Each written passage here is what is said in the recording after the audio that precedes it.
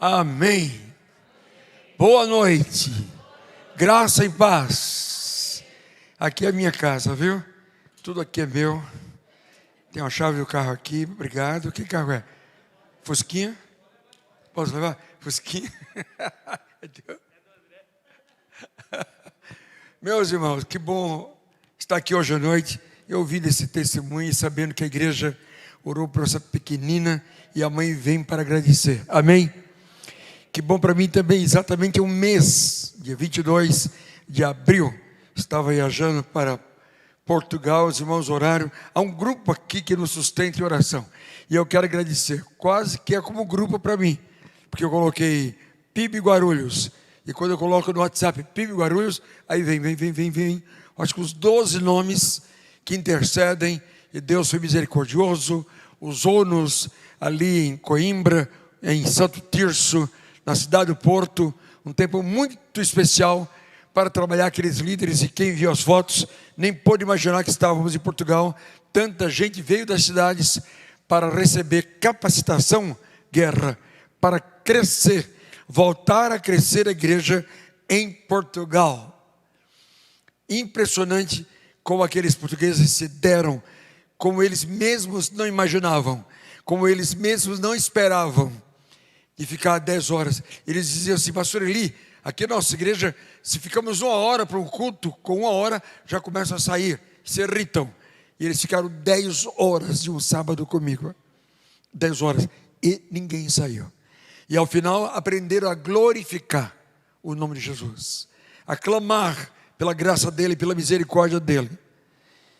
Aí cheguei no sábado antepassado, já fui direto para o Conselho de Pastores de Osasco, preguei lá no domingo para a inauguração do templo da IBC, lá em Taboão da Serra, imenso, belíssimo templo, também lotado. Domingo passado, pregando sábado e domingo no Rio de Janeiro. Ontem, em Praia Grande, para pastores e líderes, tarde e noite, chegando quase 2 horas da manhã em casa. Hoje pela manhã, aniversário de 35 anos da Igreja Batista, primeira Igreja Bautista Hispana de Brasil. E eu tenho lá o honor de ter organizado esta igreja. Há 35 anos atrás, Deus me deu a honra de abrir esse trabalho, organizar, como também organizamos a primeira igreja árabe, a primeira igreja também chinesa de São Paulo. Trago da minha vida as marcas de muita emoção, como hoje pela manhã, pregando ali e vendo 300 pessoas de todas as nações da América do Sul e de 3 nações da América Central, de um trabalho que nem imaginei há 35 anos teria essa repercussão. Aqui eu estou, grato a Deus, muito feliz, sinto-me em casa, fico torcendo para que o próximo pastor que aqui venha saiba que eu sou da casa. Não venham me tratar aqui de importância. Não. Ele é peão de Jesus e é prata da casa. Assim, o Guerra me trata e convida-me. E com muita alegria eu venho aqui, os abraço pastor Claudemir, meu irmão, meu amigo.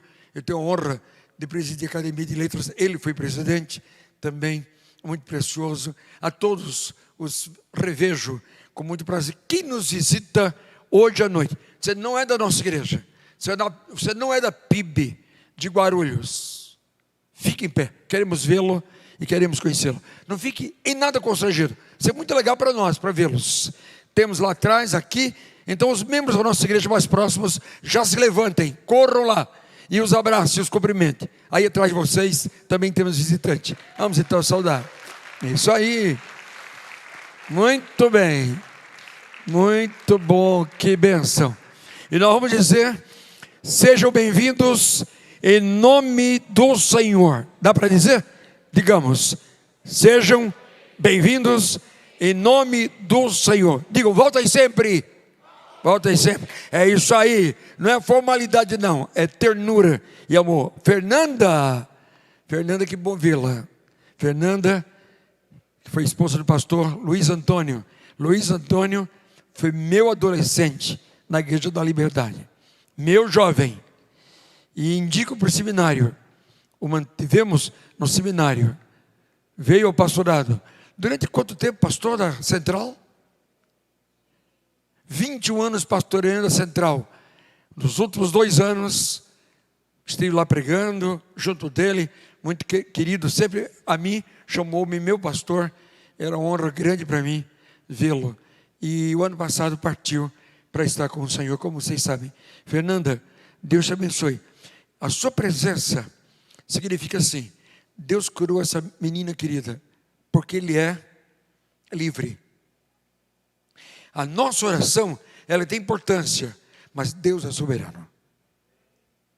Então Ele leva Luiz Antônio, não leva essas crianças tão lindas nossas, e nós vamos sempre dizer: louvado seja o nome do Senhor. Louvado seja o nome do Senhor. Eu tenho a história de 2 irmãos que morreram. Nós éramos 4 homens, 2 morreram em acidente de carro. O outro, pastor Estevão Fernandes, alguns aqui conhecem, da primeira igreja batista de João Pessoa, já 42 ou 43 anos, pastor daquela igreja, agora com 8.000 membros. Uma imensa e linda igreja batista. Mas, meus irmãos, nos 2 cultos eu fui orador, e a minha palavra foi uma só: o Senhor me deu, o Senhor tomou-me. Louvado seja o nome do Senhor.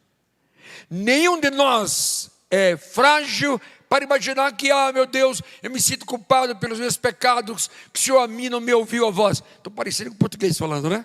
Fiquei 15 dias lá, estou puxando já o sotaque de Portugal. Não, Ele cuida de nós.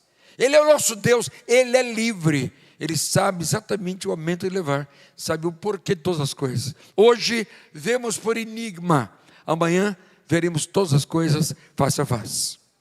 Hoje nos faz o Senhor, submetemos-nos a Ele. Deixa o Senhor agir.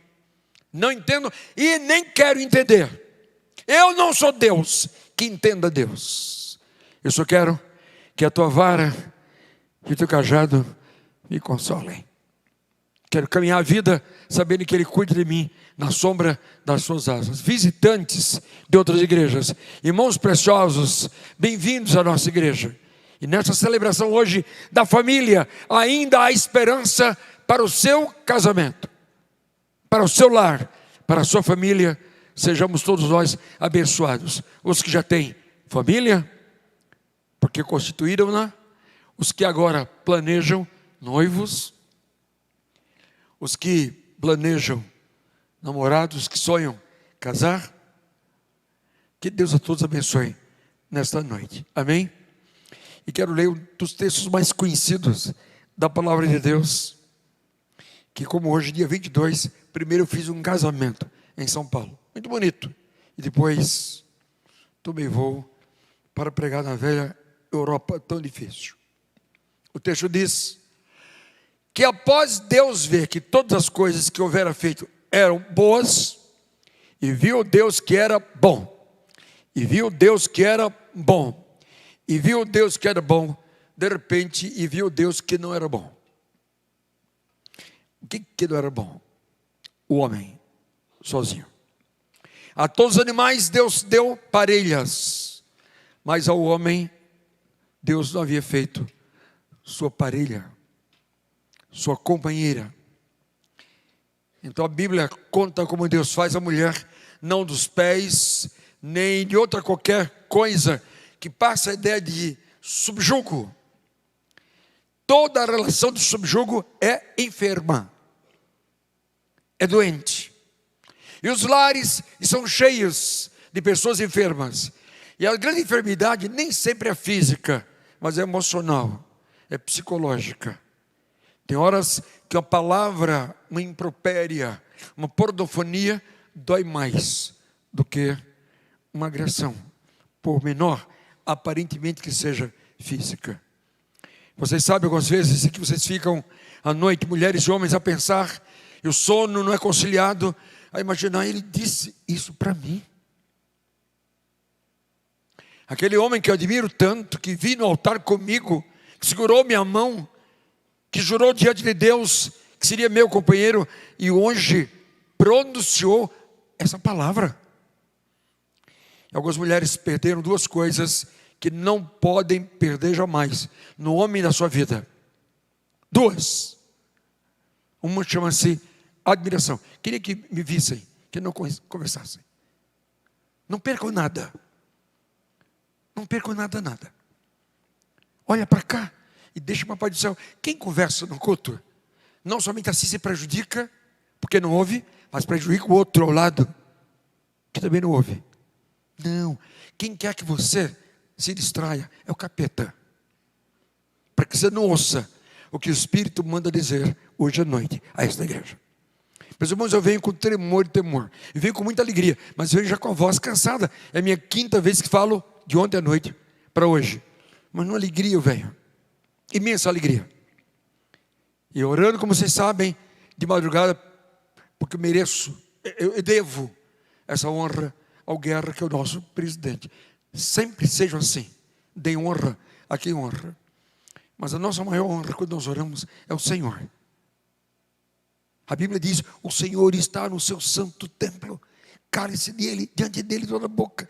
Então quando o pastor Eli estiver falando, não é o pastor Eli não, pensa assim: Senhor fala, Senhor usa, essa palavra vai chegar a algum coração. A nossa irmã, que contou-nos a história tão difícil da sua filhinha, disse: eu sei que nós estamos aqui, e que Deus ainda mais vai falar a outras vidas. É isso, minha irmã, estava orando por você, é assim que eu creio também.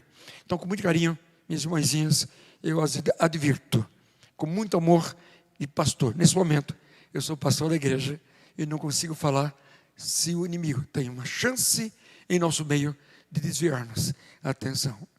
Receba meu carinho com a minha palavra. Ela é eterna, mas ela é segura.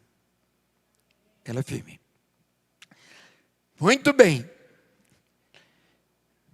Duas coisas que nenhum homem pode perder da mulher da sua vida. Uma chama-se admiração. A outra chama-se respeito. Mas é difícil dar de graça, e não é de graça. Mas muitas vezes ambientes tais acontecem que de repente já não temos esse clima para considerar e para respeitar. Um dia uma mulher com um homem, os dois muito bonitos da televisão, que fizeram tantas propagandas tão bonitas na televisão, e eu vou com a Mônica para uma visita, e ela nos recebe. Em dado momento seu marido vem, e a Mônica me diz: como vocês fazem um casal tão bonito? Não em vão que a televisão quer a imagem de vocês para divulgar seus produtos, etc. E ela disse para nós: é pena que eu não vejo mais, meu marido é tão bonito. Eu sei que ele é bonito fisicamente, que toda qualquer mulher ou pessoa que admira o exterior fica impressionada das linhas do rosto, do corpo desse homem belíssimo, mas ele é tão infeliz comigo. Ele já pronunciou tantas impropérias que quando eu vejo, já não mais o admiro, já não mais o vejo bonito. Aí eu lembrei do adágio popular brasileiro que diz: quem ama o feio, bonito lhe parece. Não é? Já outros homens tão feinhos, não é? Que a gente olha para aquela mulher e pensa: o que ela viu? Mas ela sabe o que viu. Ela viu ternura, amor, não é? A senhora que deu testemunho agora, a nossa irmã, está ali. Ela foi descer. Não, eu disse: primeiro sua mão, primeiro cavalheiro, depois microfone. Ela, como todas as mulheres aqui, estão sem jeito, porque os homens deixaram de ser finos, cavalheiros. Nenhum de nós perde. Eu não conheço nenhuma mulher, nunca conheci em minha vida nenhuma mulher que não gostasse de ter um cavalheiro que toma-lhe a mão com nobreza. Ela até fica mais linda, com a maneira fidalga, como nós podemos tratá-las. Mas isso parece que eu sou ET, porque nós nos perdemos na fidalguia, na nobreza. Por isso que ela, não habituada, quem sabe, entregou o microfone. Disse: não, eu quero a sua mão. Depois, microfone. Homens precisam voltar a ser admirados pelas mulheres da sua vida. Portanto, diz a Bíblia, deixe o homem, seu pai e sua mãe, e una-se à sua mulher. Observe que desde o início Deus fez monogamia. Não diz se una às suas mulheres, mas a sua mulher. E sejam os dois, outra vez, monogamia. Uma só carne. Que texto lindo de Gênesis. Aí você pergunta, o que tem a ver? Ainda há esperança para o seu casamento? Bem, a Ana e eu, orando pelo marido dela, e a convidei a orar comigo pela manhã, na madrugada, também pelo esposo que esteve doentinho. Cadê a Ana? Ela, está doentinha. Nosso abraço para ela, orei por ela, pelo esposo também. Nós em oração caminhamos para esse tema tão lindo. E o texto é este: a saúde dos relacionamentos dá-se quando nós somos mais maduros para o cumprimento dos nossos papéis. Quantos papéis há para a mulher? Mulher cristã, mulher esposa, mulher profissional, mulher mãe, mulher membro de igreja, mulher nora. Quantos papéis? Quantos papéis há para o homem que está aqui? O casado e ao que se pretende ao casamento. Homem cristão, esposo, profissional, membro da igreja, pai, genro, cuidando dos sogros. Quantos lindos papéis. É verdade que nem todos tiveram, como nós cantamos, alerta, terra tua, a nova sedução, a grande sorte boa. Nem todos tiveram a sorte boa para ter uma sogra, para dizer minha sogra é minha segunda mãe. Eu, se fosse mãe de algum rapaz, eu seria a melhor sogra do mundo. Sabe por quê? Porque aquela que não aprende a ser sogra, perde o neto. Encha de beijo sua nora, minha filha. Muito beijo. Mas ela não faz o ovinho que a mamãe faz para o filhinho. Pare com essa conversa fiada. Deixa ela aprender a fazer como ela quer. Porque ela agora não deixou de ter mãe, mas ele tem uma mulher na vida dele, que é a esposa. Ninguém jamais deixará de ter mãe, mas agora tem a esposa. A minha mãe é toda paparicada. Faleceu há 2 anos. Me paparicava demais, filho mais velho. E quando eu ia com minha esposa visitar a minha casa, eu dizia, mãe, eu estou indo com a Mônica. Ah, meu filho, que coisa boa. Mãezinha, posso fazer um pedido? Por favor. Maneira. Porque ela começava a dizer assim, meu filho, quando você chegar, aquele bolinho, é claro, é mãe. Eu não estou criticando a mãe, mas na frente da nora, não pode. Deixa ela fazer, a nora, o bolo que ela quiser. Eu vou dizer, está excelente. Já comi ovos sem sal. Aí eu aprendi a ajudar. Vou ajudar e vou pôr o sal no ponto. Por que eu vou reclamar? E aí, meu bem? Excelente, só Deus, né? Excelente, meu amor. Está tudo bem. Uma maravilha. Mas mãe, mas se eu chego para o meu filho e falo, querido, eu sei que doce você gosta. À época eu não era diabético. Eu sei que doce você gosta, mas é bom que ela saiba também, meu filho. Que doce, a mamãe sabe que você gosta. Mãe, para em nome de Jesus. Mas o que vai acontecer? Acontece que se fizer isso, eu fico com ela e não com você. A Bíblia diz, deixará pai e mãe e unir-se à sua esposa, para ser os dois outra carne. Quando nós não temos maturidade, equilíbrio, nós trazemos muito vexame para o casamento. Ele é doído, ele é enfermo. E muitos males decorrem da ausência da maturidade, da sabedoria de cônjuges. Eu defendo que nenhum casamento pode haver sem que primeiro haja um tratamento psicológico. Vali-me de minha formação para dar ao curso para noivos uma aula para sogros. Aí vinham os 4. Depois dessa aula para o sogro, aulas de relacionamento humano como mais um tópico, dentre os 6 problemas eminentemente novos, próprios da vida do casamento.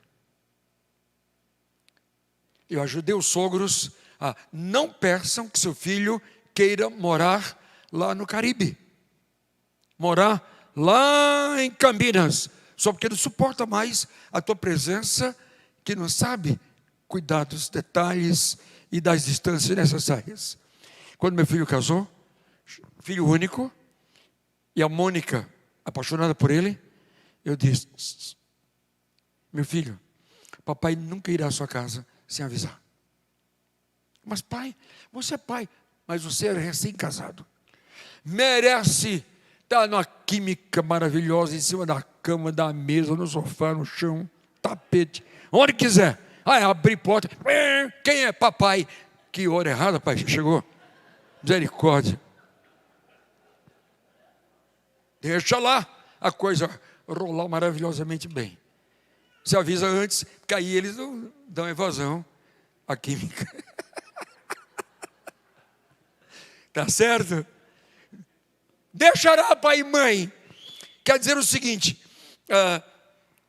já vivemos hoje o drama de garotos que sequer não querem casamentos. Então eu diria assim, se hoje à noite posso conversar com vocês sobre as enfermidades do casamento e as curas para o casamento, eu diria assim, nós temos 2 níveis de enfermidade. Uma na relação do casal, os cônjuges.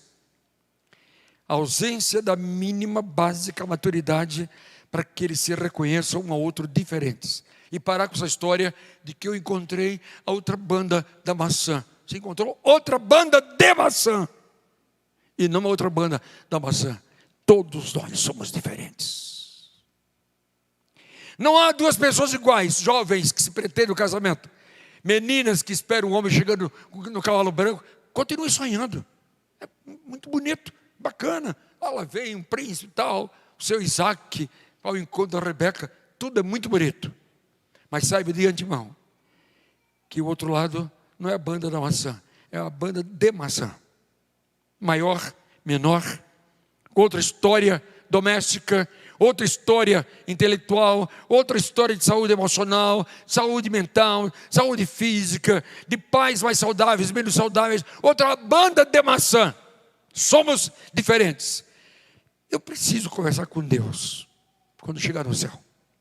Eu quero que Ele explique mais por que Ele inventou casamento. Porque certamente é das experiências mais difíceis para se viver. 2 pessoas que vivem muito bem terão de dividir a cama, e ainda assim a mulher faz 1000 cerimônias, encosta a porta do quarto, troca de roupa, apaga a luz e vem para a cama toda para resguardar-se dos seus segredos. E é bom que faça. E eu digo aqui para os homens e mulheres, façam sempre assim. Não fiquem andando em casa desnudos para lá e para cá, como se nada houvesse no seu corpo que não interessasse mais. Tudo é encanto. Tudo é encanto. Até o creme que você usa para dormir, depois do banho, que eu espero que todos tomem banho antes de dormir. Eu tenho muitas histórias de 40 e tantos anos de pastorado, de muitas mulheres extremamente frustradas, que quando vêm pensam que vou dizer outra coisa, um problema que contrário, um adultério, de repente vem contar o drama que elas têm desse homem que as procura sem o devido à ceia. Imagina, isso, como é que eu vou dizer? Isso elimina todo desejo. Para não dizer, e nem diria outra coisa. Lares enfermos começam com papai e mamãe enfermos. Eles não se prepararam adequadamente para o casamento. Quando aparece na sua igreja um casalzinho para casar com 19 anos, pastores presentes, não case não. Não. Mas está difícil a gente segurar. O tempo é difícil, mas a gente vai buscar líderes jovens, líderes adolescentes, conversar, orar, vamos ajudar, porque um garoto de 17 anos, uma garota com 18 anos, um menino com 19, ainda não tem o equilíbrio físico, o equilíbrio emocional, a capacidade da sensatez para respeitar o outro e trabalhar de tal forma, nesse respeito, que o outro, inclusive, tenha todo o direito de manter os amigos e amigas que tem. Porque quando o homem casa, quer que a mulher deixe seus amigos e amigas, e os amigos dela agora sejam os dele?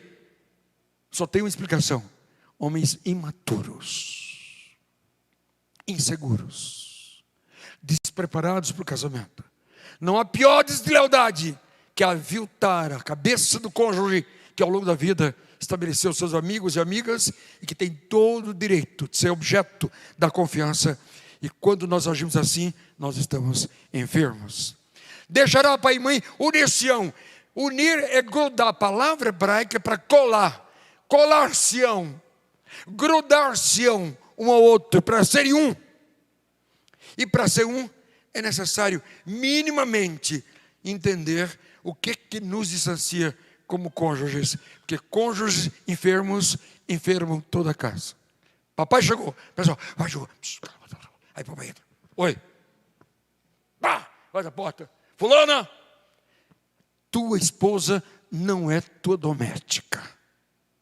Tua esposa não é também biscuit que você coloca para adornar teu quarto.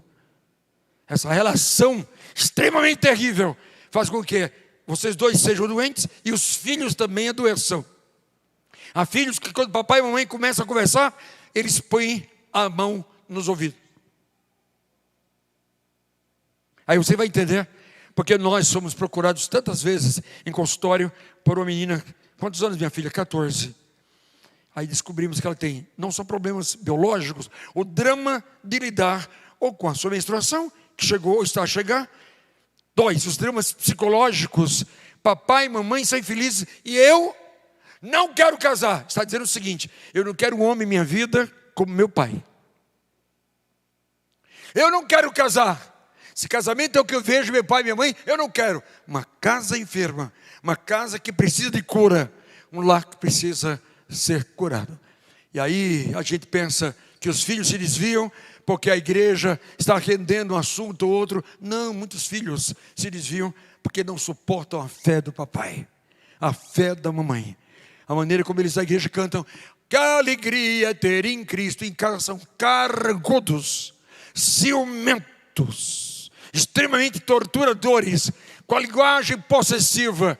E não são poucos, e quem sabe, alguns me ouvem aqui nesta noite do mês do lar, crendo, sim, eu preciso de cura, eu estou enfermo. Alguns casamentos, quando não tem mais jeito, que ela quer ir embora ou ele ir embora, aí o outro vem: não, eu prometo mudar, de hoje em diante ele peço perdão. Pode saber, não vai mudar. Com um mês, volta a mesma palhaçada, a mesma inadequação para a vida 2, as mesmas torturas, as chantagens e manipulações. Mas esses lares estão aqui a me ouvir, estão em casa a me ouvir também. E a gente pensa às vezes que a maior enfermidade é física. A maior enfermidade é aquela em que a gente não para de franzir a testa, de tanta tristeza, dizer: Senhor, foi isso que eu sonhei, foi com esse homem que eu casei. Como é que ele muda tanto? Foi com essa mulher que eu casei. Mas você namorou apenas 4 meses, 1 ano. Vocês não se conheceram o necessário para tomar decisão pró ou contra, de forma a que o tempo fosse melhor. Terceiro problema social. Então algumas meninas dizem assim: sabe uma coisa, eu queria falar para o senhor, eu só quero casar quando eu comprar minha casa e meu carro. Se houver um homem que eu gosto, quem sabe um dia eu caso. Mas se não houver, eu não quero casar. Quero minha casa, meu carro, minha independência. Chega. Está dizendo não. Está dizendo: não valido meu pai, não valido minha mãe, não valido minha casa. E não estão aqui. Por que não estão? Porque não conseguem ver papai cantando. E às vezes o dirigente do culto nem sabe que papai tem um torturador em casa emocional. E quando ouvem o dirigente do culto dizer: vamos orar com o irmão diácono fulano, A vontade desses filhos é se retirar, porque sabe exatamente quem é papai e mamãe. Então, as nossas casas estão cheias de manipulação e de chantagem. O que é manipulação? É aquilo que gera ferida emocional. Manipulação é toda vez que eu sei que isso é prejudicial, mas eu trabalho para que eu consiga o que eu quero. Manipular, gerar situações tais que de repente eu traço estratégias para o meu próprio benefício. Toda vez que eu manipulo, eu sou uma pessoa egoísta. E o egoísmo não bate nos casamentos. Egoísmo não é amor, é o outro lado do amor. Amor é penso em ti, egoísmo é penso em mim. Porque Deus amou o mundo de tal maneira que deu. Deus, seu filho amado, ele não tinha egoísmo, deu o seu melhor, deu o melhor de si. Nós somos egoístas. Quem puder ler um livro, se eu soubesse, de Richard Adler, é interessante. Cada página tem um conceito completo editorial, começo, meio e fim, cada página. Se eu soubesse 25 anos atrás. Quanta coisa poderia ser diferente. Como eu poderia ser diferente. Eu já vi uma esposa dizer, mas você, na minha frente, como mediador, mas você, para o marido, você sabe, você teve ciúme naquele dia, aquele rapaz era meu mero colega, e ele estava te admirando, e você disse, não se encontra mais com ele, não quero mais vê-lo aqui na minha casa, fazer estudos na faculdade, que aquela mulher estudava ainda com seus colegas. E ele disse para ela, eu fui imaturo, eu te criei tanto mal, você é confiável, eu que era inseguro. Imagine, 10 anos depois a mulher diz isso. Significa que ela guarda o drama do homem autocentrado. O egoísta pensa em si, e tudo que faz é a seu benefício. Mas quando uma filha quer viajar, e você diz, não vai. Mas mãe, eu quero fazer o vestibular em Porto Alegre, eu quero estudar em Porto Alegre. Não vai. Em quem você pensa, mamãe? Em você. O seu filho não é seu. E com essa tua atitude doente, teu lar é doente. Tua filha vai, não é possível. Até quando minha mãe vai estragar a minha vida? Está estragando sim. Leia o livro. Se eu soubesse 25 anos atrás, eu teria dito assim, minha filha, querida filha, mamãe vai ter muita saudade de você, mas agora você é maior, e vamos orar para que você siga a sua vida. Eu te ensinei no caminho que deve andar, e agora que você cresceu, eu espero que você não se desvie dele. Que é diferente da chantagem emocional também presente em nossas casas, que é exatamente quando eu desenvolvo medo no outro, eu desenvolvo pena do outro, eu entro na carona da baixa estima do outro, e até baixa estima porque eu mesmo destruí a autoimagem daquela pessoa. É possível que alguém destrua a autoimagem da outra, o que ela pensa de si? É sim. Cada vez que você não valida seu companheiro, você dá um gol contra na construção de um lar cristão, e estraga a sua própria relação.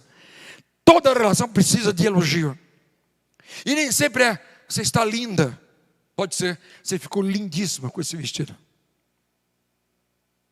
e nem sempre é, marido, que homem lindo você é, mas é dizer, marido, como você sabe combinar suas roupas, e eu, sua esposa, percebo, olha, que espetáculo, detalhes de um elogio inteligente, que eu espero que os jovens aprendam. Vocês estão namorando? Vai namorar aquela garota, aí coloca o nome dela no teu WhatsApp, aí ela, oi, você é linda, ou então, fala linda. Bom, ela sabe que é linda, e já ouviu isso de todo rapaz, portanto, você deu uma bola fora. Ela, obrigado, mais um. Espera a hora certa, para ser inteligente. As mulheres estão sonhando com homens mais inteligentes, de elogios mais inteligentes, e elas merecem que nós, inclusive, estudemos para fazer coisas melhores e mais amadurecidas em nosso relacionamento, porque se um cônjuge tem autoestima baixa, significa que seu ego está sendo pressionado para baixo, esmagado. Ela não é quem ela deve ser. Nenhum cônjuge é feliz quando é obrigado a ser como eu quero que seja. Cada um é feliz na medida em que realiza na sua vida o sonho de Deus, isto é, como Deus quis que você fosse, para você ser feliz. Nada melhor em qualquer relação do que sorriso. Um conta piada, outro cai na risada, um brinca, outro também brinca, os olhos brilham, você sempre valida o seu cônjuge, vibra com o seu cônjuge, elogia o seu cônjuge. Por quê? Porque você então foge da manipulação. A manipulação não é somente da casa da gente. Manipulamos amigos, manipulamos colegas de trabalho, mas pior, manipulamos nossos próprios cônjuges. Até relacionamentos humanos, românticos, gostosos, são muitas vezes objeto da manipulação e da chantagem emocional. Isto é, eu exerço um papel de vítima, e daí eu trago pena para mim, me faço então como homem inseguro, ou como mulher insegura, ou medroso, faço do outro coitado, preso nas minhas garras, e estes cantam e oram e estão aqui hoje. E imaginam, pastor Eli, quantos de vocês há muito tempo não são o sonho de Deus? Porque não tiveram cuidado no casamento. Deve levar um pouco mais de tempo até que esse homem fosse mais amadurecido, mais sensato, mais equilibrado, palavras que fazem sentido, posturas mais inteligentes. Isso é possível. Agora é uma pena que muitos de nós vai chegar a esse estágio com 25 anos de casados. Que bom seria se com 25 anos de idade nós tivéssemos essa maturidade. Assumamos nossas limitações e assumindo, claro, não vamos deixar que as debilidades de nossa vida prejudiquem a nossa vida de casamento. Então, guarda isso. Quando nós estamos chantageando em casa, nós temos um lar infeliz, porque os cônjuges são infelizes. Então, quando eu penso nas duas propostas, uma, lares infelizes são lares cujos cônjuges são despreparados para a felicidade. Por conseguinte, a segunda propositura, lares infelizes, é porque cônjuges são despreparados, os filhos crescem também infelizes, frequentando psicólogos, psicanalistas, numa imensa tristeza, e começa a namorar já com insegurança. Para onde vai? Para a namorada. Com quem? Chega que hora? Olha lá. Aí põe um dedo assim. Não quero ouvir história. Eu, se fosse você, garota, acabava o namoro com esse cara, com esse bobão. Você é um bobão. Você merece coisa melhor. Ou então manda para um psicólogo, para ele se tratar e virar um homem mais saudável. E muitas vezes esses homens não são sem postura saudável, porque por eles mesmos, ou pelas predominâncias de temperamento, mas são porque já trazem papai e mamãe com uma herança terrível. Hoje pela manhã, pregando em espanhol, para o culto espanhol, falava em herência. As heranças da casa, as heranças tão infelizes, e eles agora projetam. Então, um detalhe pequenininho: cuidado com entender o que é e o que não é caráter. Caráter logo se revela em mentiras, em guerra entre pessoas, citação de nomes na ausência, sem que o outro possa se defender, um tapinho nas costas. Quando alguém vem, esse é o pastor, eu já sei que eu não sou. Porque quem bate nas costas dificilmente consegue manter um caráter, isso é, o núcleo dele, o caráter é o núcleo de indivíduo saudável para elogios certos, na hora certa e da forma certa. Então, se alguém me pergunta hoje assim, pastor, os problemas de um casamento, eu diria, na área de caráter, tem tratamento? Sim.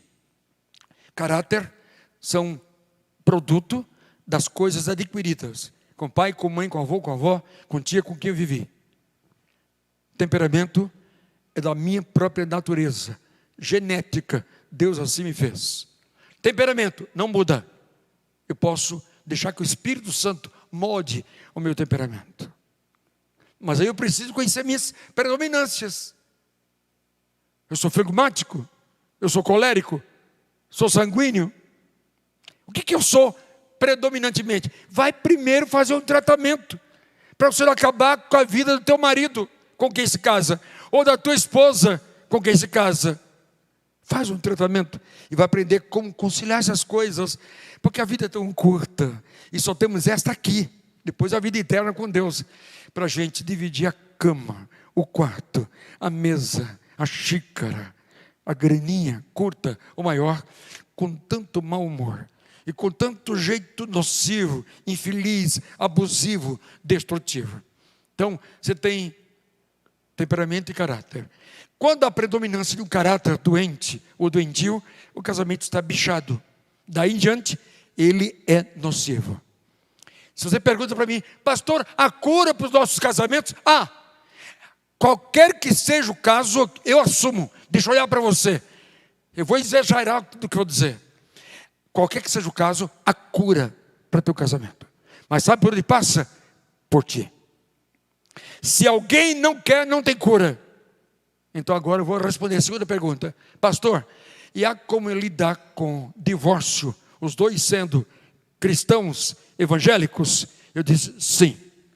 Se um não quer, não há acordo. Então você casou com um homem de tendência ao alcoolismo. Por que casou? Quem tem uma vida tendente ao alcoolismo, de quando em vez chegou bêbado em tua casa, ou cheio dos pileques da vida, claro que amanhã casado repetiria e mais e mais. Não há como melhorar, só como piorar. Se você casou com um homem que de vez em quando aparecia com um crack, com a cocaína, e dizia, não, eu sou com amigos, tentou mentir, porque geralmente esses não dizem. Quando a mulher descobre, já tem, em média, 3 anos usando.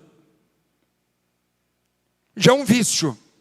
Então o corpo está intoxicado, seja do álcool, seja das drogas, psilocibina, mescalina, tudo mais que você imaginar, seja também do cigarro. O que for, o corpo intoxicado, ele vai compulsivamente viver em torno de um vício. Você diz, pastor, eu amo meu marido, mas ele não muda. Ele não muda se ele não deixar. Se ele não deixa as drogas, ele está dizendo, as drogas são mais importantes que você e meus filhos. O corpo não é mais dominado pela cabeça. A cabeça não tem poder sobre o corpo intoxicado. Se ele não permite, ele fez uma escolha. Eu quero as drogas, o álcool, e estou dizendo não a você, e não aos filhos também. E a Bíblia diz, não andam dois, se não houver acordo. Está explicado. Eu faço questão que essa minha mensagem esteja aí, indo para todo canto. Estou assumindo que há casamentos que não dão para ir adiante. Simplesmente porque um dos cônjuges não quer cura. Então, se você é nocivo, você agora vai ficar só, porque você não quer cura. Se você é abusivo, acabou, meu velho. Você não vai estragar a minha vida. Eu não serei dependente da sua forma abusiva de ser, do seu jeito infeliz de ser. Não, acabou. Porque você não quis. Não anda dois, se não há acordo. Então a família está enferma, não só quando os cônjuges têm uma relação enferma, mas a família é enferma quando os filhos são produto dessa relação enferma. E aqui eu entro naquilo que eu disse no início a você. Por que eu te honro? Chego aqui e cito o meu presidente, para ensinar a todos aqui que não deixem de orar por você, porque é o nosso presidente. Você quis ou não quis, eu acho que você nem imaginou um dia assumiria a presidência da igreja, mas houve um momento difícil em que quem teve de assumir era o primeiro vice-presidente. Você assumiu. E agora todos nós temos um princípio, que é o princípio dos filhos, que é o princípio da honra. A Bíblia diz, honra teu pai e tua mãe, para que se prolongue teus dias na terra. É um princípio da sabedoria, para que nós tenhamos um lar que cure suas enfermidades. Se o filho faz como aí a Rede Globo, em suas novelas, abre o peito e diz, vá pai, bata em mim, quero ver, me agride cara, você é homem. E ainda você tem sua televisão ligada nessas nocivas porcarias na sala da sua casa, no quarto dos seus filhos. Os lares brasileiros estão de pior a pior por causa da presença. Enquanto você tem um culto aqui domingo à noite, ou domingo pela manhã, você tem a porcaria na sua casa, na sua sala, segunda, terça, quarta, quinta, sexta, sábado, a destruir os valores todos que salvam, porque o propósito dessas novelas não é salvar a família. Aqui é a PIB de Guarulhos, é propósito. Esse lema é a cura, a esperança para o teu casamento. Mas só há se você entender que os dois estão doentes. E há muitas enfermidades emocionais, psicológicas, que os afeta, os infelicita. Por exemplo, lidar com dinheiro. Infelicita? Pode infelicitar. Por quê? Porque a dívida acaba com a cabeça. E até a cama começa também aqui, na cabeça. Não tem cama. Não tem desejo. Não há química. Não há ereção. Não há nada. A cabeça está infeliz. Por isso que a Bíblia diz que aonde estiver o teu tesouro, estará também o teu coração. É um princípio. Se papai e mamãe se digladiam, ela fala, diga isso outra vez. Eu repito aqui, sua mãe te deu mal educação. Os filhos estão ouvindo. E os filhos começam a crescer olhando para papai e mamãe e já não honram mais papai e mamãe, porque eles se desonram um ao outro. Evidente que eu não quero que você saia daqui triste hoje à noite, porque há esperança. A palavra esperança tem de nos fazer voltar a sorrir. Amém? Sorrir. Então não olha para mim com os teus olhos tristes. Olha assim, pastor, é minha noite. Minha mulher está ao meu lado. Meu marido está junto de mim. Nós sabemos exatamente como se dão as coisas no corredor dos dormitórios da nossa casa. À mesa, quando a gente não se assenta tanto tempo juntos, nem come juntos. Ou a cama, quando eu vou dormir, há 4 filhos por pretexto, porque nós estamos brigados. Só que os filhos chegam à idade de 11, 12 anos, que já não escondemos. Papai e mamãe estão mal. Papai e mamãe são infelizes. Os filhos com 11, 12 anos sabem exatamente, 10 anos, 11, que chamamos pré-adolescência, quando a porta está todo o tempo aberta do quarto da papai e mamãe. Alguma coisa não acontece lá. Papai e mamãe viraram nem amigos, até inimigos. Porque sequer na mesma cama dormem. Então como é que eu posso esperar do filho que o filho desenvolva o princípio de honra, se eu, pai, não honro a minha esposa? Então dinheiro é problema? Lembra, não, o papel dele é manter a casa. Onde está isso? A Bíblia diz em Provérbios que a mulher sábia, ela sai da sua casa e vai trabalhar, faz roupa de linho, faz roupa de seda, e daqui a pouco ela volta, e é nesse texto que o pai olha para os filhos e diz, tua mãe é ditosa. E os filhos dizem, mamãe é maravilhosa, e ela está ajudando a levantar o sustento da própria casa. Os dois juntos levantam o sustento da casa. É diferente? É. Agora, olha, o homem é movido por respeito. Se a mulher chega em casa e começa a colocar o dedo e falar em eu falo sim. Se você quiser ouvir, ouve. Se não quiser. E nós somos a igreja. Os filhos ouvem. E eles estão sendo formados por esse lar tóxico. Um lar tóxico, adoentado, enfermo, que carece ser curado, ser sarado. Senão os filhos crescerão sem o elemento básico para a cura deles, que eu chamo de honra. Honra teu pai. Papai, eu não concordo com você, mas você é meu pai. Eu queria que você soubesse, pai, o quanto eu admiro você. A admiração é honra. A honra não é brincadeira. A honra é reconhecimento do outro. Mamãe, dá aqui tua bochecha, mãezinha. Você é lindo. Que mulher linda que você é, querida. Eu te amo, mãe. Eu te honro. Você é a mãe mais linda do mundo, melhor do mundo. Aí se abraçam, se beijam.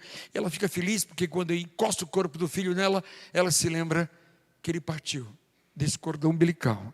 Ele morou na barriga dela, o filho. Por isso tem essa mágica inexplicável de ligação com a sua mãe, porque eternamente terá essa ligação, partiu da barriga dela. Jesus, ele entendeu como filho o elemento da honra. Então ele dizia, pai. Cada vez que Jesus dizia pai, estava honrando a Deus como seu pai. Estava aceitando o seu lugar de filho. Mas muito mais que isso, em toda a relação da vida, eu e você somos chamados a honrar. Se Deus tirou minha casa, meu pai e da minha mãe, para que eu esteja com minha mulher, e que os dois sejam uma só carne, princípio de honra começa entre nós. Eu vou dizer aos filhos, a mamãe é a coisa mais linda desse mundo. Eu louvo a Deus por minha esposa. E os filhos crescem com esse clima saudável, essa atmosfera gostosa, onde que papai valida a mamãe.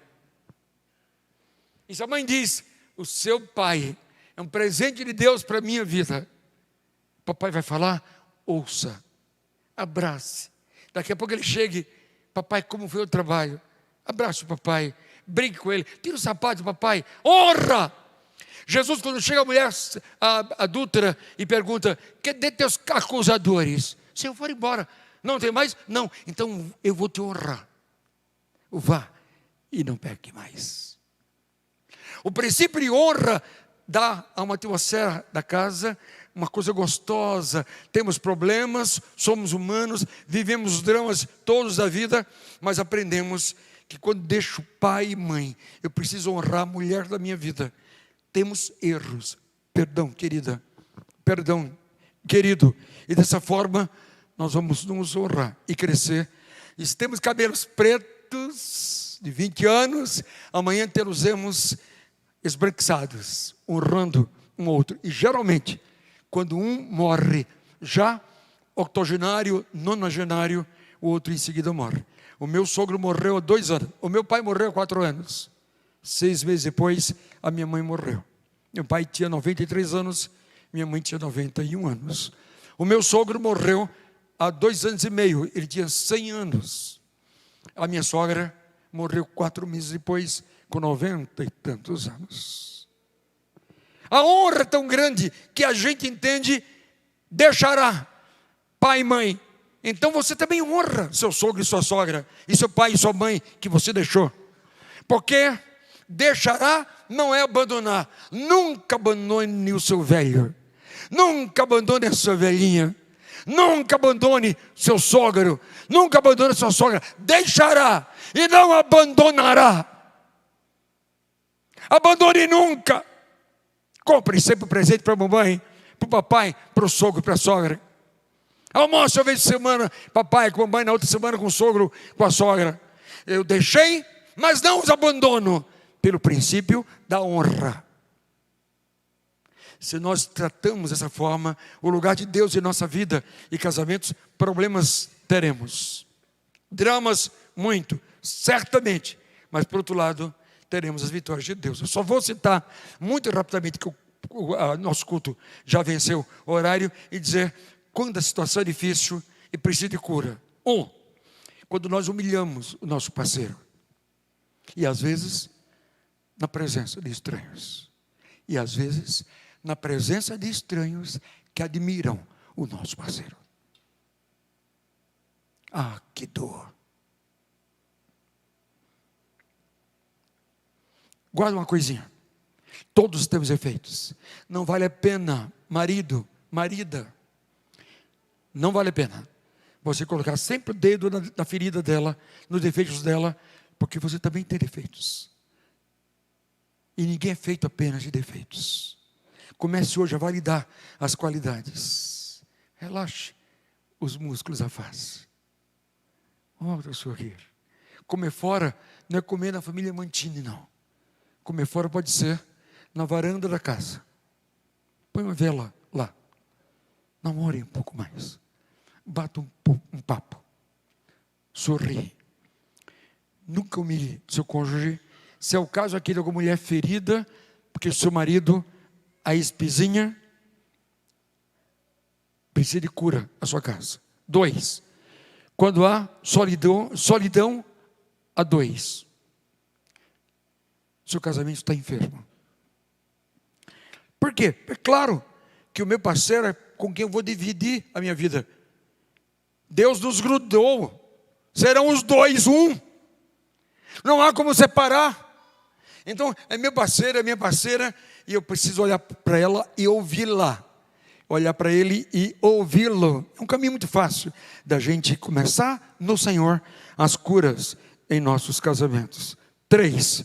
Quando é que nossas casas estão enfermas? Quando os papéis sociais estão em conflito. Hoje, todo marido deve ajudar a sua esposa a veres a casa. Ontem à noite, antes de ontem, fui buscar os netos. Vocês sabem, eu canso de falar em neto, porque eles são uma melação tão boa, que se eu soubesse que neto era tão bom, eu teria tido neto primeiro. Porque é bom demais.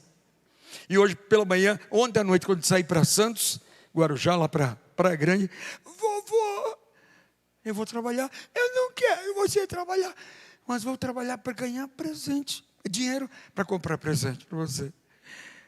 Sério, vovô? Sério. Vovô, pode ir trabalhar. 3 anos. Dominique. Hoje pela manhã saí tão cedo, ele ainda dormia. Fica final de semana com a gente. Os papéis hoje, eles se mesclam. Lave os pratos. Curta a sua esposinha. Põe um avental. Faça um bolo. Pega no YouTube, não sei aonde da vida. Olha lá para o Google, uma receita. E surpreenda. Eu não conheço mulheres que não gostem de surpresa. E geralmente, uma boa surpresa faz muito bem. Não faço como eu, que um dia, achando que ia arrasar, tinha 2 anos de casados, e na minha imaturidade, achei um quadro lindíssimo, resolvi surpreender minha mulher. Comprei o quadro. Por que comprar? Por que não comprar? Porque comprei. Cheguei em casa, olhei, qual é a parede, quando ela chegar da empresa, ela vai ver, vai ser uma festa. Coloquei lá o quadro, coloquei um lençol para cobrir. E fiquei lá torcendo que ela chegasse. Quando o carro dela chegou, que parou, eu fiz... Tá, tá, tá, tá. Como eu sei que todos vocês gostam de surpresa, tá, tá, tá, tá. E ela, o que é? Aham. Apontei para a parede. E ela... Aí eu falei, ixi, eu acho que sujou. Aí eu, 3, 2, 1. E ela ficou assim. Marido, vou te dizer uma coisa. Quer viver bem comigo? Dessa surpresa eu não preciso. Que fora. Marido, a mulher é rainha da casa. Se tudo estiver feio para você e estiver bonito para ela, está tudo bonito para todos. Agora, se tudo estiver bonito para você, sem que ela tenha escolhido no palácio dela, que é a casa dela, que ela é a rainha, está tudo ruim. Aí eu, sim senhora, tirei o prego, tirei o quadro, aí fui procurar no outro dia saber se eu podia devolver, se ele devolveu o dinheiro, o que é que eu faço? É isso aí. Mulheres gostam de surpresa, mas gostam também de homens inteligentes, não bobões como eu fui.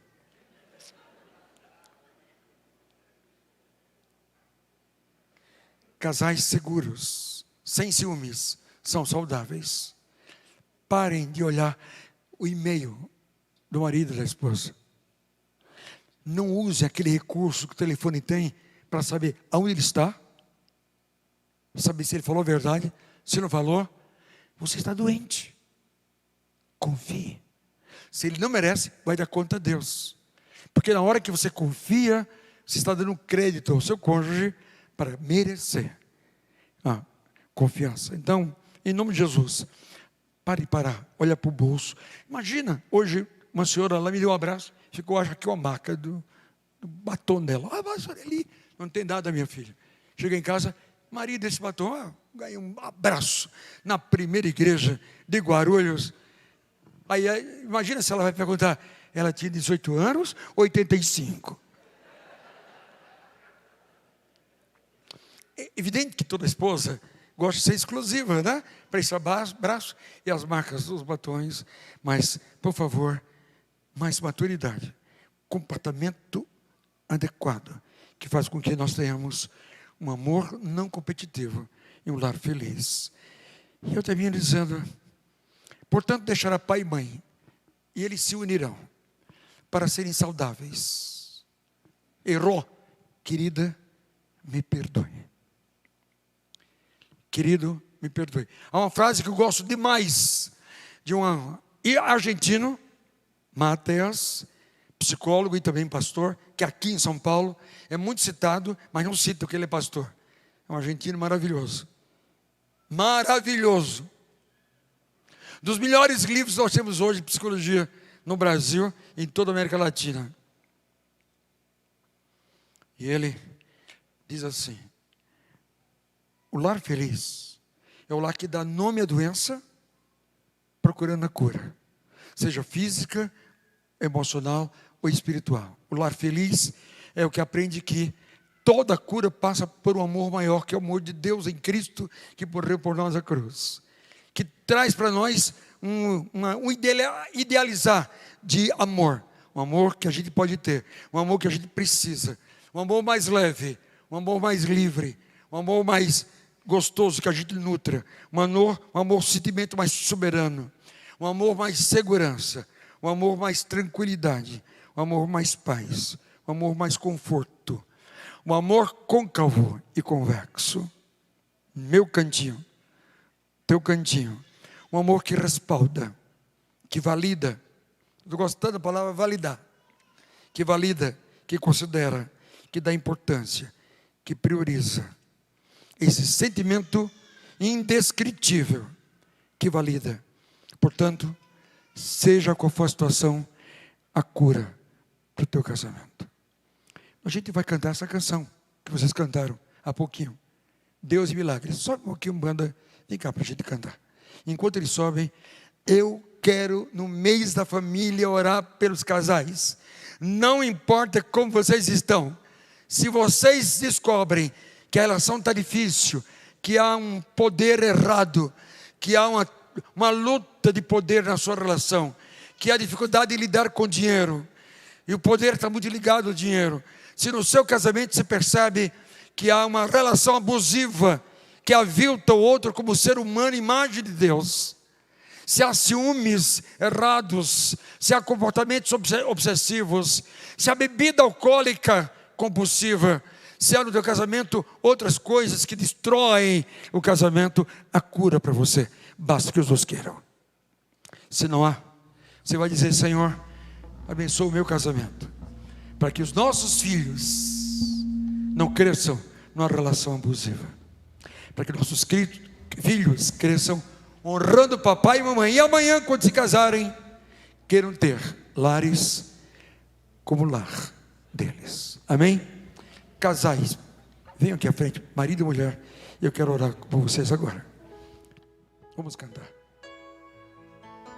Pode vir, casais, venham bem pertinho aqui. Oh, glória a Deus, bem pertinho de mim, marido e mulher, vem. Certamente não há nenhum casal para o qual a palavra não falou hoje à noite. Vem aqui junto.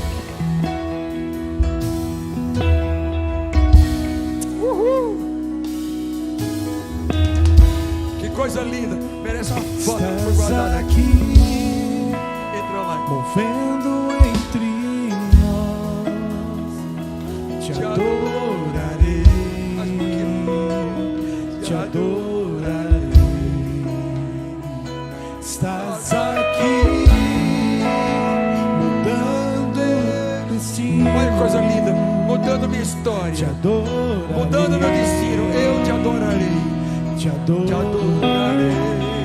Glória a Jesus. Estás aqui, Glória a Jesus, operando por tua vida, por teu casamento, te pela tua família, adorarei, pelo teu lar, te adorarei, pelo teu casamento. estás aqui, transformando nossas vidas, te adorarei, te adorarei.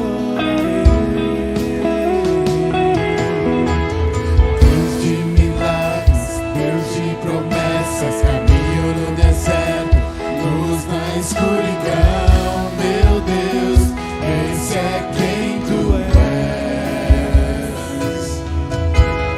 Deus de milagres, Deus de promessas, caminho no deserto, Glória a luz Jesus. na escuridão, meu Deus, esse é quem tu és. Oh, glória a Jesus. Eu queria orar agora. Eu creio na oração.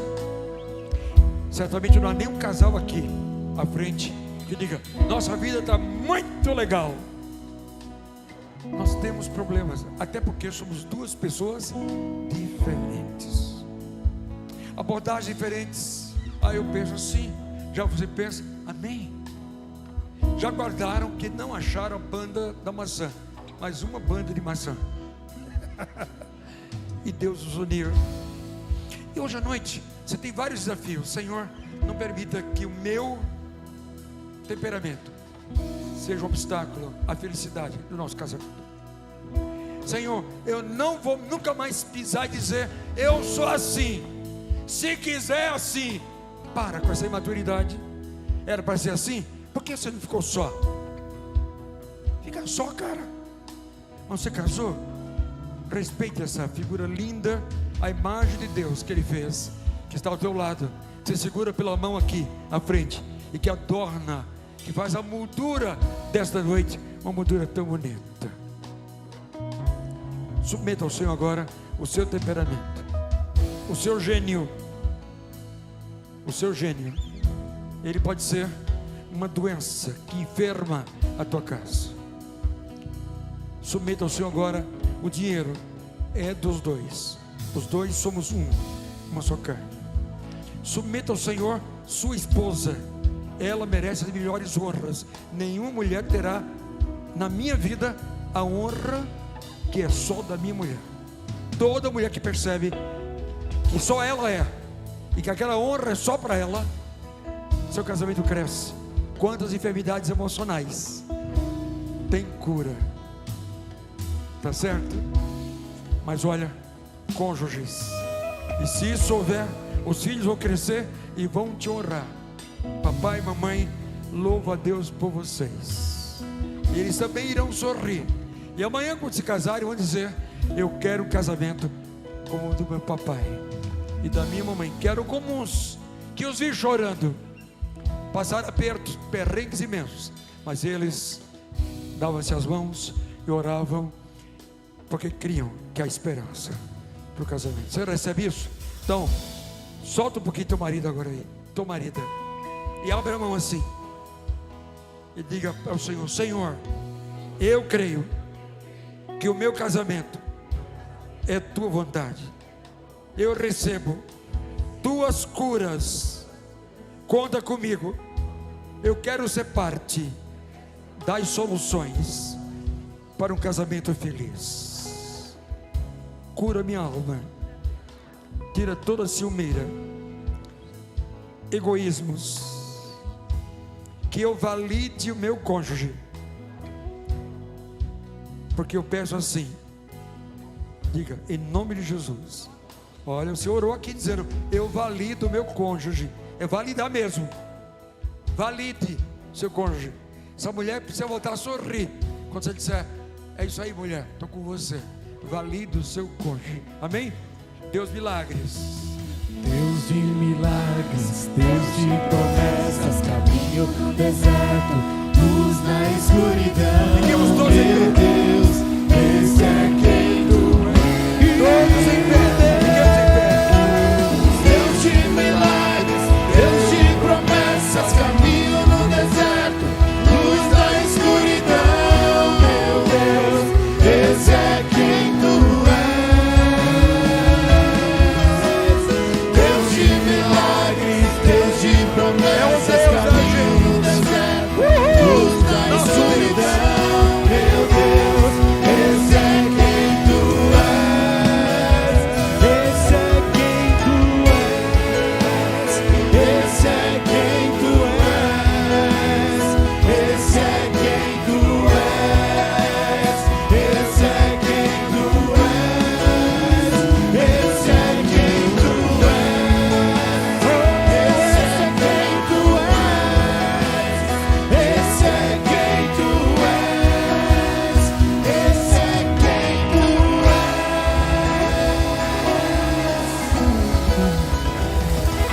Glória a Deus. Glória a Deus. Mês da família. Mês da família. Agora eu vou orar e passo a palavra. Quem vai concluir o culto? Você que passa a palavra. Agora sim, pode se abraçar. Eu proibi por um instante. Agora pode se beijar também. Pode se beijar. Pode se beijar. Muito bem. Quero orar. Senhor, se há algum cônjuge aqui com algum problema físico, Tu és Deus de milagres. Que esta noite eu creio tenha havido curas nesta casa. Senhor, se nós não cremos que Tu curas das doenças físicas, nós não viremos mais a cultos de oração. Nós não vamos brincar com o que é sério. Então agora mesmo, em nome de Jesus, meu irmão, há alguém aqui com alguma enfermidade no seu físico, o médico não tem encontrado, seus médicos, seus hospitais não têm achado, os olhos de Deus veem, Deus sabe, Ele fez o corpo, e Senhor, se é para a Tua glória, eu creio em nome de Jesus, realiza cura física neste lugar, nesta noite.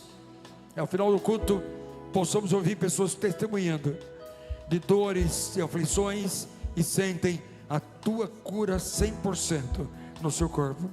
Se há lares com problemas emocionais, que agora sejam partícipes da cura do Senhor.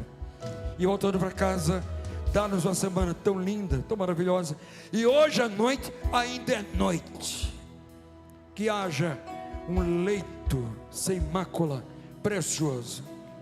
Maridos e maridas que se banham gostosamente e põem aquele creme maravilhoso e celebram a bênção do sexo sem culpa, do casamento sem mácula. Eu oro agradecido, porque há esperança para o casamento, em nome de Jesus, amém. Deus abençoe. Dê uma salva de palmas ao Deus de toda cura, Deus de todos os milagres. Glória a Jesus.